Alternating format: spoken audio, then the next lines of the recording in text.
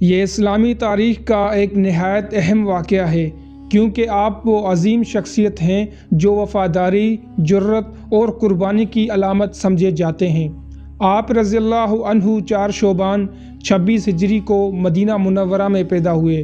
آپ کے والد حضرت علی ابن ابی طالب رضی اللہ عنہ تھے، جو نبی کریم صلی اللہ علیہ وآلہ وسلم کے چچا زاد بھائی، داماد اور چوتھے خلیفہ راشد تھے۔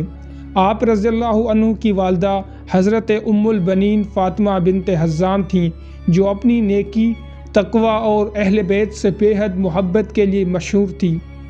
حضرت عباس رضی اللہ عنہ کی پیدائش ایک ایسے وقت میں ہوئی جب اسلامی خلافت مضبوط تھی، مگر سیاسی اور سماجی تبدیلیاں رونما ہو رہی تھیں، جو بعد میں اسلامی تاریخ میں اہم موڑ ثابت ہوئیں۔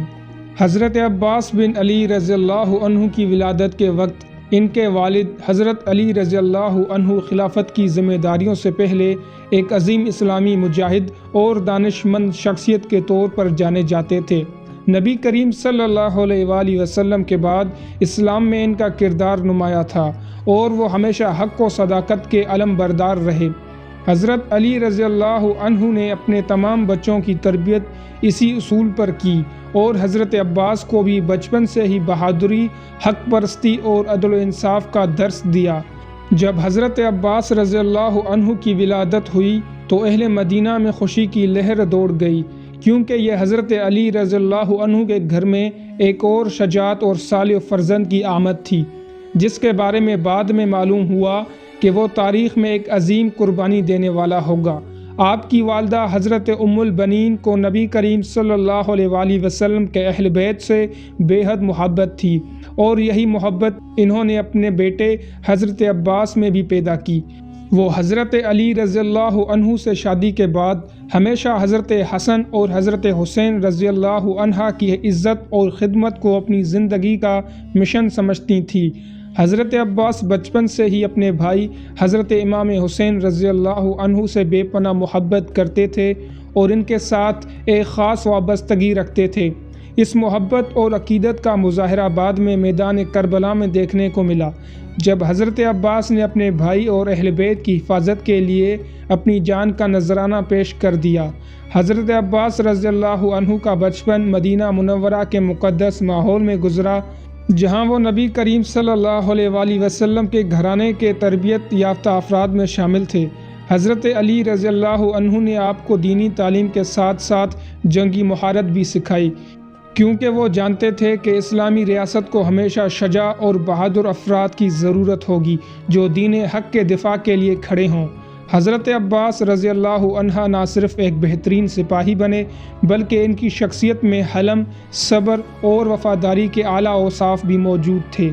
حضرت عباس رضی اللہ عنہ اپنی جوانی میں انتہائی وجیحہ اور قدآور تھے، جس کی وجہ سے انہیں قمر بنی ہاشم کہا جاتا تھا۔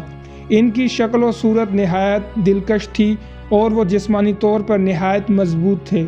حضرت عباس کی بہادری اور جنگی مہارتیں حضرت علی رضی اللہ عنہ کے زیر تربیت رہنے کی وجہ سے بچپن سے ہی نمایاں ہو چکی تھیں۔ وہ نہایت کم عمری میں ہی اپنے والد کے ساتھ میدان جنگ میں شرکت کرنے لگے اور کئی موقع پر اپنی بہادری کا مظاہرہ کیا۔ حضرت علی رضی اللہ عنہ نے ہمیشہ اپنے بیٹے کو دین کی خدمت اور مظلوموں کے حق میں کھڑا ہونے کی تلقین کی، جس کا اثر حضرت عباس رضی اللہ عنہ کی پوری زندگی پر رہا۔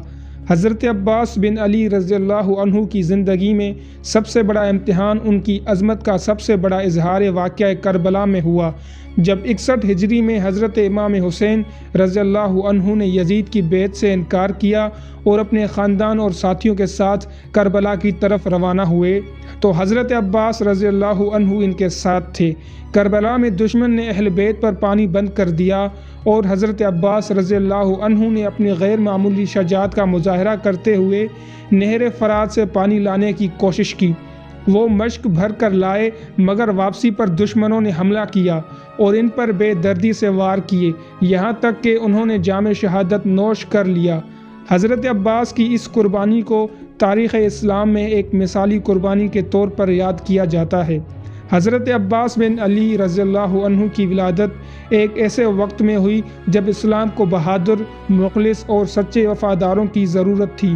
ان کی شخصیت میں والد کی شجاعت، والدہ کی محبت اور اہل بیت کی عقیدت نمایاں طور پر جھلکتی تھی۔ ان کی ولادت ایک مبارک گھڑی تھی جو آنے والے وقت میں ایک عظیم قربانی کی بنیاد بنی۔ حضرت عباس رضی اللہ عنہ کی پوری زندگی ہمیں وفاداری، جرت اور قربانی کا سبق دیتی ہے، اور وہ ہمیشہ اسلامی تاریخ میں ایک غیر معمولی اور بے مثال شخصیت کے طور پر یاد کیے جاتے رہیں گے۔